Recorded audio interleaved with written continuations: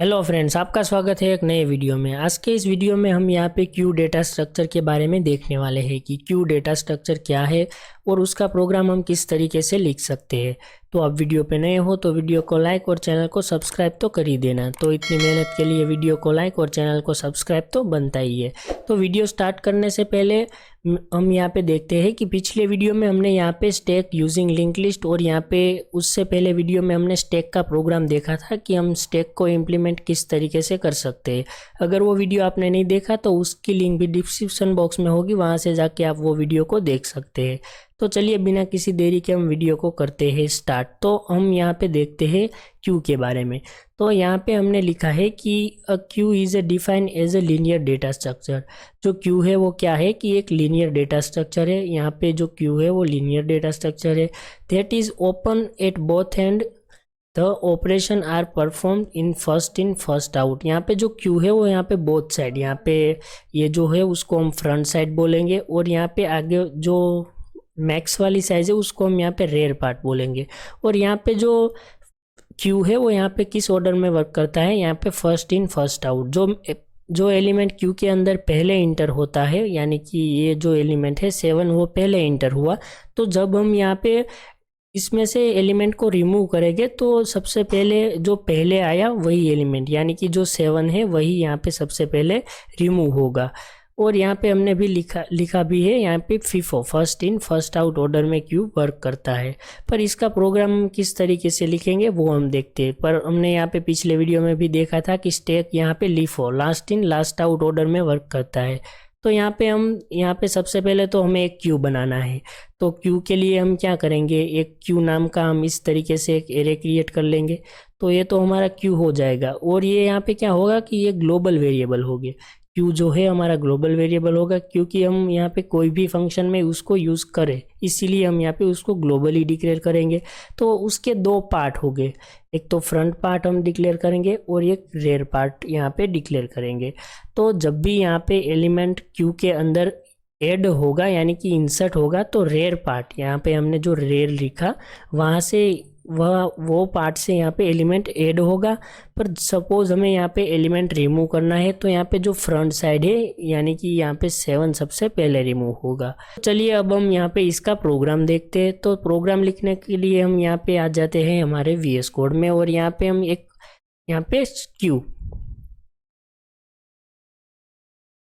Q.C से हम यहाँ पे एक फाइल क्रिएट कर लेते हैं। तो ये हमारी फाइल यहाँ पे क्रिएट हो गई। अब हम यहाँ पे क्या करेंगे, सबसे पहले तो हम यहाँ पे लिख देंगे हैश इंक्लूड stdio.h। हमारी हेडर फाइल यहाँ पे इंक्लूड हो गई। अब हमें यहाँ पे क्या करना है, तो सबसे पहले तो हमें पता है कि क्यू यहाँ पे, तो सबसे पहले हम यहाँ पे क्या करेंगे, हैश हम यहाँ पे लिख देंगे डिफाइन और हम यहाँ पे लिख देंगे मैक्स और इसकी साइज हम कर देंगे 5। ये हमने मैक्स वेरिएबल को डिफाइन किया। अब हम यहाँ पे लिखेंगे इंटीजर। तो हमें इंटीजर चाहिए ग्लोबल में, तो हम यहाँ पे लिख देते हैं इंटीजर। तो हम यहाँ पे इंटीजर क्यू और यहाँ पे इसकी जो साइज है वो हम यहाँ पे कर देंगे मैक्स। यहाँ पे हमें सेमीकोलन यहाँ पे डिफाइन जब हम करेंगे तो यहाँ पे हमें सेमीकोलन नहीं लगाना है, तो हम यहाँ से सेमीकोलन को हटा देंगे। और यहाँ पे दो वेरिएबल, यहाँ पे हमने देखा कि एक फ्रंट साइड है और यहाँ पे एक रेयर साइड है, ये दोनों साइड हमें यहाँ पे चाहिए। तो हम यहाँ पे क्या करेंगे, दोनों के दोनों को ले लेंगे। ये तो हमारा क्यू हो गया कि जो हमने डिक्लेयर किया। तो अब हम यहाँ पे दो साइड यहाँ पे ले लेंगे। तो इंटीजर हम यहाँ पे लिखेंगे फ्रंट, जिसको हम -1 रखेंगे अभी इसकी वैल्यू, और यहाँ पे हम लिखते हैं इंटीजर रेयर और उसको भी हम यहाँ पे लिखेंगे -1। तो ये हमने यहाँ पे क्यू के जो हमें सबसे ज़्यादा ज़रूरी इंपॉर्टेंट थिंग्स थी वो हमने यहाँ पे लिख ली, यानी कि एक क्यू क्रिएट कर लिया जिसकी साइज़ हमने यहाँ पे 5 लिखी और यहाँ पे दो वेरिएबल हमने क्रिएट कर लिए। अब हमें यहाँ पे क्यू के अंदर जो ऑपरेशंस होते हैं उसके प्रोग्राम लिखने हैं, यानी कि हम यहाँ पे सपोज एलिमेंट इंसर्ट करने के लिए जो फंक्शन हम यहाँ पे क्रिएट करेंगे वो हम यहाँ पे ऐड क्यू करेंगे, और रिमूव करने के लिए हम डेल क्यू का यहाँ पे हम फंक्शन क्रिएट करेंगे डेल क्यू। तो सबसे पहले हम इंसर्ट करने के लिए जो फंक्शन क्रिएट करते हैं उसका नेम हम यहाँ पे लिखते हैं इंटीजर। यहाँ पे इंसर्ट करने के लिए हमें रिटर्न टाइप नहीं चाहिए तो हम यहाँ पे लिख देते हैं void एड क्यू, यानी कि क्यू के अंदर जब एलिमेंट इंसर्ट करना है तो इसके अंदर हम यहाँ पे एक वेरिएबल क्रिएट कर लेते हैं इंटीजर वैल्यू। और अब हमें क्या करना है, तो हम सबसे पहले यहाँ पे चेक करेंगे इफ़ हमारा जो रेयर है, यहाँ पे हम लिखेंगे rear is equal to max minus one, यानी कि जो रेयर पार्ट है वहाँ से एलिमेंट इंसर्ट होगा। हमने यहाँ पे देखा कि ये रेयर पार्ट है। सपोज ये मैक्स माइनस वन, यानी कि ये रेयर है, ये यहाँ पे लास्ट में यहाँ पे 5 है, वहाँ तक आ गया। तो हमें क्या करना है कि ये 5 तक आ चुका है, तो यहाँ पे क्यू जो है हमारी, उसमें कोई भी जगह नहीं है एलिमेंट को इंसर्ट करने के लिए। तो हमें यहाँ पे सिंपली प्रिंट एफ लिख देना है कि प्रिंट एफ यहाँ पे क्यू में कोई जगह नहीं है, तो हम इसीलिए हम यहाँ पे लिखेंगे /n और हम यहाँ पे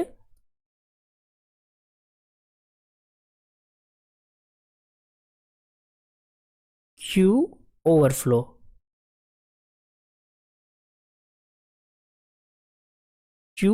हम यहाँ पे लिख देंगे क्यू ओवरफ्लो। और यहाँ से हम फंक्शन को रिटर्न करवा देंगे, तो हम यहाँ पे लिखते हैं रिटर्न। तो सपोज ये कंडीशन यहाँ पे ट्रू नहीं होती, यानी कि जो क्यू है वो यहाँ पे rear is equal to max minus नहीं होता, यानी कि हमारी क्यू में जगह है। तो अब हमें क्या करना है वो हम यहाँ पे सबसे पहले देखते हैं। तो हम यहाँ पे क्या करेंगे, क्यू ऑफ हम यहाँ पे लिख देंगे रेयर। क्यू का जो रेयर पार्ट है, यानी कि रेयर यानी कि इंडेक्स नंबर, हमने यहाँ पे देखा ना कि ये जो रेयर पार्ट है वो यहाँ पे इसकी वैल्यू अब क्या होगी कि -1 है। तो यहाँ पे फिर हमें यहाँ पे रेयर को एक पोजीशन आगे लेना है। तो हम यहाँ पे क्या करेंगे, तो सबसे पहले तो हम यहाँ पे -1 से रेयर को प्लस कर देंगे, रेयर प्लस प्लस। अब हम क्या करेंगे कि अब जो रेयर है वो यहाँ पे कौन सी पोजीशन पे आ गया, 0, यानी कि क्यू का जो 0 इंडेक्स है उस जगह पे हमें क्या करना है, कोई वैल्यू इंसर्ट करनी है। तो हम यहाँ पे क्या करेंगे, तो सबसे पहले तो यूजर से पूछ लेते हैं कि यहाँ पे /n हम यहाँ पे लिख देंगे इंटर वैल्यू, यहाँ पे लिखते हैं न्यू लाइन इंटर वैल्यू। और ये जो वैल्यू है वो हम यहाँ पे कर देंगे scanf, हम यहाँ पे लिखेंगे %d और हम यहाँ पे m%, ये जो हमने एक न्यू वेरिएबल क्रिएट किया val वैल्यू नाम का, उसमें हम इसको कर देंगे स्टोर। तो हम यहाँ पे लिखते हैं val, ये हमारी वैल्यू हो गई। अब हम यहाँ पे क्या करेंगे कि जो रेयर हमने यहाँ पे सबसे पहले प्लस प्लस करवाया, यानी कि क्यू ऑफ रेयर, यहाँ पे जो क्यू है उसका रेयर इंडेक्स यानी कि 0 इंडेक्स पे हमें क्या करना है, इज इक्वल टू वैल्यू, हमें यहाँ पे वैल्यू को यहाँ पे इंसर्ट कर देना है।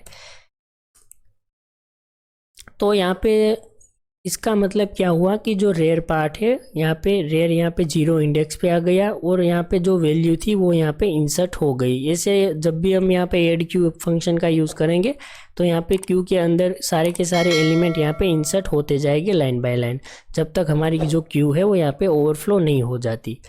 तो अब हमें यहाँ पे क्या करना है, तो हम यहाँ पे लिखेंगे इफ़ जो हमारा फ्रंट है, फ्रंट इज इक्वल टू, हम यहाँ पे लिख देंगे कि -1 अगर है तो हमें यहाँ पे फ्रंट को भी यहाँ पे प्लस प्लस कर देना है। तो हम यहाँ पे लिख देंगे फ्रंट प्लस प्लस, यानी कि जो फ्रंट है वो भी यहाँ पे 0 इंडेक्स पे पॉइंट करेगा। अब तो ये हमारा यहाँ पे एड क्यू का जो फंक्शन है वो यहाँ पे क्रिएट हो चुका है। तो अब हमें यहाँ पे कौन सा फंक्शन क्रिएट करना है, जो डेल क्यू है वो फंक्शन हमें यहाँ पे क्रिएट करना है। तो फटाफट से हम यहाँ पे डेल क्यू का जो लॉजिक है वो लिख लेते हैं।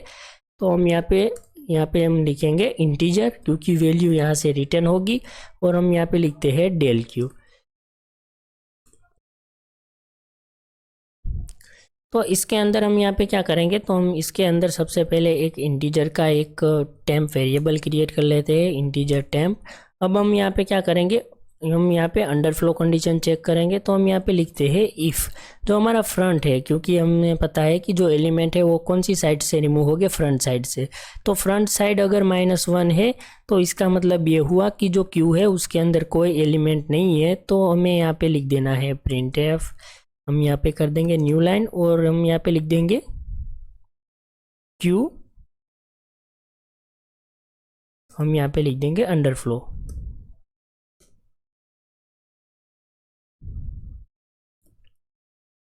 और यहाँ से हम क्या लिख देंगे, रिटर्न 0। हम यहाँ पे रिटर्न 0 लिखेंगे क्योंकि इसका जो रिटर्न टाइप है वो यहाँ पे इंटीजर है। सपोज ये कंडीशन यहाँ पे ट्रू नहीं होती तो हमें क्या करना है, तो हमारा जो टेम्प वेरिएबल है उसमें हमें वैल्यू ले लेनी है। कौन सी पार्ट से, रेयर पार्ट, फ्रंट पार्ट से। तो हम यहाँ पे लिखेंगे temp is equal to Q of, हम यहाँ पे लिख देंगे फ्रंट। जो फ्रंट इंडेक्स है वहाँ पे जो वैल्यू है वो हमें टेम्प वेरिएबल में ले लेनी है।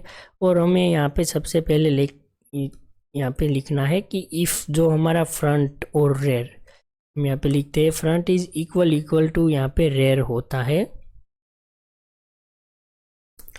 तो हमें यहाँ पे क्या करना है, फ्रंट हम यहाँ पे लिख देंगे रेयर इज इक्वल टू, हम यहाँ पे कर देंगे फ्रंट इज इक्वल टू -1। यहाँ पे जो रेयर और फ्रंट दोनों की वैल्यू यहाँ पे -1 हो जानी चाहिए। अगर यहाँ पे जो फ्रंट और रेयर दोनों एक ही जगह पे पॉइंट कर रहे हैं तो यहाँ पे फ्रंट और रेयर दोनों की वैल्यू यहाँ पे -1 हो जानी चाहिए। अगर ये कंडीशन ट्रू नहीं होती तो हमें यहाँ पे एक एल्स पार्ट लिख देना है। और एल्स पार्ट के अंदर हम यहाँ पे क्या करेंगे, फ्रंट को हमें प्लस करवाना पड़ेगा ना, क्योंकि जो फ्रंट है वो यहाँ पे सबसे पहला एलिमेंट तो रिमूव होगा, उसके बाद वाला जो एलिमेंट है वहाँ पे हमें फ्रंट को लेके जाना है। तो हम यहाँ पे कर देंगे फ्रंट प्लस। और हम यहाँ पे लास्ट में क्या करेंगे, तो लास्ट में हमें यहाँ पे लिख देना है रिटर्न